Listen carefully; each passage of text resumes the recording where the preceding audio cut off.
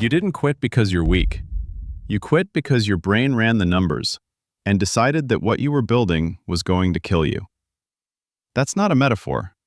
That's a biological system executing exactly as designed.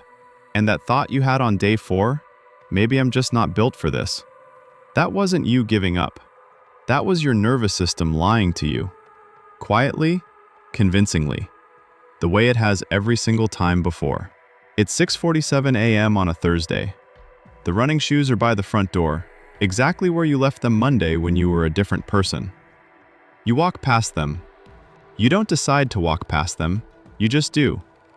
And somewhere between the hallway and the kitchen, a thought arrives so familiar it barely registers. Maybe this weekend.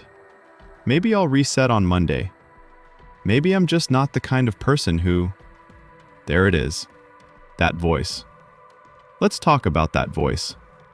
It doesn't sound like a villain. It sounds like the reasonable part of you. The one that's actually being realistic. It says things like, you were tired, you were stressed. This wasn't the right time, the conditions weren't right. It always has evidence.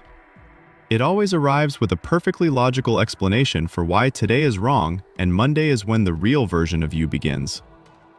That voice has one job. Not to protect you from failure, to protect you from the energy cost of trying. And it is extraordinarily good at that job. Here's what's actually happening inside your brain when you start something new. Your brain doesn't see ambition. It doesn't see the future version of you. It sees one thing: metabolic expense, energy going out, risk of failure coming in, change arriving at the door. And to your nervous system, the part of you that's been keeping humans alive for 200,000 years, change and danger feel physically identical. On day 1, none of that matters. New goal, new identity, new alarm set for 5:30 a.m. Your brain loves novelty. By day 3 or 4, the novelty is gone. The dopamine dried up. And what's left is just the actual cost. The early alarm, the sore legs, the gap between who you said you were going to be and who you still are. At that exact moment, your brain does something called threat reclassification. It quietly moves your goal from the things worth pursuing folder into the things that could hurt us folder. Then it starts working against you, sending fatigue, sending distraction, sending that voice, the reasonable one, that whispers, just start fresh Monday. That is not weakness. That is your survival system firing perfectly on a threat it was never designed to recognize as a goal. I want to slow down here, because I spent almost 2 years believing that voice. Not just believing it, I thought it was the truth about me. I thought the reason I kept stopping at day 4 was that I was someone who started things and didn't finish them. That was just my personality. I built an entire identity around it. I'm bad with consistency. I'm more of an ideas person. I work better in bursts. I was so fluent in the language of my own failure that I'd stopped noticing I was speaking it every single day. The day I understood what was actually happening, that my brain was running a threat classification on my own goals, I sat with that for a long time. Because it meant something I hadn't let myself consider before. It meant I wasn't broken. I was just uninformed. And those are not the same thing. So the obvious answer is to push through the crash. Build more discipline. White-knuckle day 4 until it becomes day 5 becomes day 6. That's what every video like this one tells you to do. I know because I tried it for 2 years. Pushing through the crash is exactly why you're back at day 1 again next Monday. Because you're trying to overpower a system that has been running successfully since before language existed.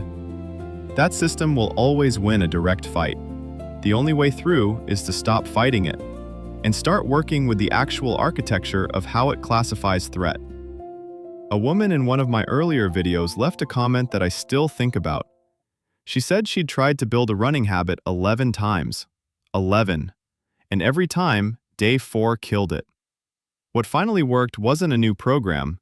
It wasn't better motivation. It was one thing she started doing on day 2, while she still had energy, before the crash arrived. She sat down for 5 minutes and asked herself, What is the most annoying part of this? Not what's hard, not what's scary. What is the most irritating, inconvenient, friction-filled part of this goal? She named it out loud. The cold floor at 5:30 a.m. Not knowing what to do when she got to the gym. The parking. She said each one out loud like she was reading a list. What she didn't know was why it worked.